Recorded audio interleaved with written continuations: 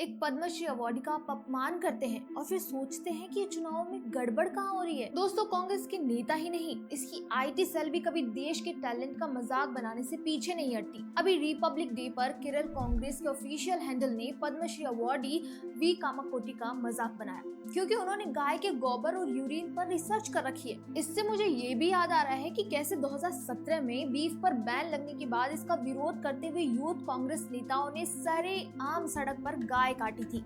तो गाय से जुड़ी हर चीज से कांग्रेस को नफरत तो है और ये नफरत पद्मश्री अवार्डी तक पहुंच गई है। दोस्तों, आईआईटी मद्रास के डायरेक्टर प्रोफेसर वी कामाकोटी को पद्मश्री मिलने पर केरल कांग्रेस ने ऑफिशियल हैंडल से एक ट्वीट आया जिसमें उन्होंने बड़े सरकास्टिकली लिखा कि प्रोफेसर वी कामाकोटी का इस सम्मान मिलने पर बधाई। राष्ट्र आपके आईआईटी मद्रास में गौमूत्र पर किए गए क्रांतिकारी शोध को पहचान रहा है जिसने गौमूत्र को ग्लोबल स्टेज पर ले जाकर इतिहास रच दिया। आपको नहीं लगा कि इंसल्टिंग है?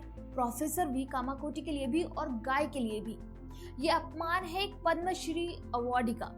क्या आईएनसी केरला वाले प्रोफेसर कामाकोटी से ज्यादा योग्य हैं? क्या उनका रिसर्च बेसिस है? दोस्तों, आईएनसी केरला की क्वालिफिकेशन इतनी है कि वो ट्वीट खेल सकते हैं, जबकि प्रोफेसर कामाकोटी ने 25 साल से आईआईटी मद्रास में पढ़ाया है।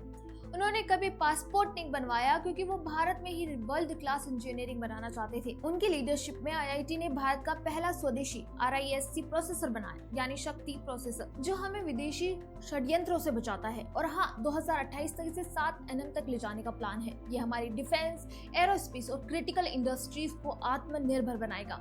अभी हाल ही में आईआईटी मद्रास ने परम शक्ति सुपर कंप्यूटर लॉन्च किया। ये भारत की AI और सुपर कंप्यूटिंग मिशन का हिस्सा है और उनके इंक्यूबेशन सेंटर ने 500 स्टार्टअप्स को सपोर्ट किया है। वो कंप्यूटर आर्किटेक्चर, इंफॉर्मेशन सिक्योरिटी और VLSI डिजाइन के एक्सपर्ट हैं। वो नेशनल सिक्योरिटी एडवाइजरी बोर्ड में भी हैं। तो आप समझ पा रहे हैं कि वी कामाकोटी को पद्मश्री सिर्फ एक गौमूत्र पर रिसर्च के लिए नहीं बल्कि सालों के काम के लिए मिला है। और अगर गौमूत्र रिसर्च भी इसका एक हिस्सा है तो कांग्रेस को इससे क्या समस्या है? सिर्फ गौमूत्र का नाम आने के कारण केरल कांग्रेस हैंडल ने पद्मश्री अवार्डी का अपमान करना सही समझा।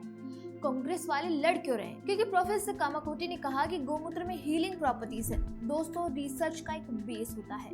गौमूत्र में एंटी माइक्रोबियल पेप्टाइड्स है जो नेचर जर्नल में पब्लिश हुए। तब तो कांग्रेस ने कोई सवाल नहीं उठाया, पर जब ऐसा ही रिसर्च वी कामाकोटी ने किया तो उनकी मजाक बनाने लगे। क्या ये कॉलोनियल माइंडसेट नहीं है? अगर हार्वर्ड या MIT स्टडी करे तो ये लोग ताली बजाते हैं और हमारे प्रोफेसर करे तो उनका अपमान करते हैं। और जब जोहो के फाउंडर श्रीधर वेम्बू जैसे लोग ये समझाने आए कि वी कामाकोटी का रिसर्च क्षेत्र में कितना योगदान है तो केरल कांग्रेस हैंडल ने रिप्लाई किया कि अगर इतना ही रिसर्च करना है तो भैंस, बकरी और इंसानों के मलमूत्र पर क्यों नहीं करते? ये क्या लॉजिक है? तो क्या आप कांग्रेस की आईटी सेल आईआईटी प्रोफेसर को सिखाएगी कि किस पर रिसर्च करना है और किस पर नहीं करना?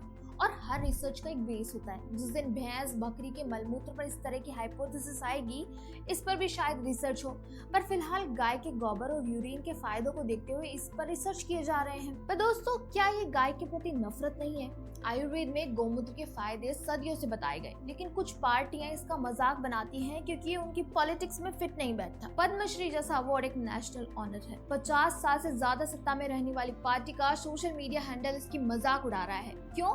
क्योंकि वो भारतीय रिसर्च और मान्यताओं से नफरत करता है, या क्योंकि वो स्कैम्स और करप्शन में माहिर है, ना कि रिसर्च में? मुझे तो लगता है कि कांग्रेस का शायद अघोषित नियम बन गया है कि वो ऐसे लोगों का अपमान करती है और करती रहेगी जो भारत को आगे ले जाते हैं। आपके इस बारे में क्या विचार है? हमें कमेंट बॉक्स में जरूर बताएं। वीडियो पसंद आए तो लाइक, शेयर एंड सब्सक्राइब करना ना भूलें।